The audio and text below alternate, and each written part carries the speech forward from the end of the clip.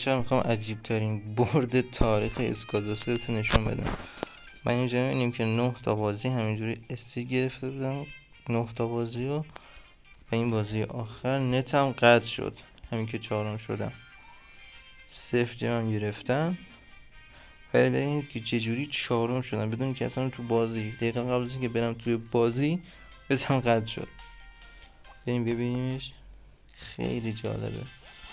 چه بازی شروع شده، سرعت رو میبرم بالا.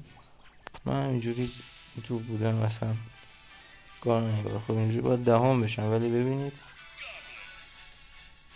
گذشته اومدم.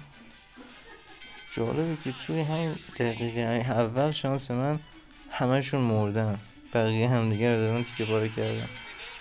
جا 4 نفر تو 2 دقیقه کشتم. پنجم همینجا من ازدریکم حفظ شد، ولی یه حرکت جالب تا افتاد که اسکلت کمک کرد برم جلو و نمیرم، دیرتر بمیرم که چهارم شم.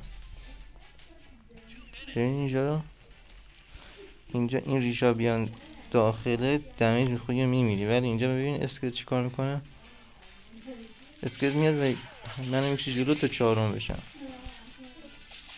اینجوری استریک هم حفظ شد و به خاطر نت نرم.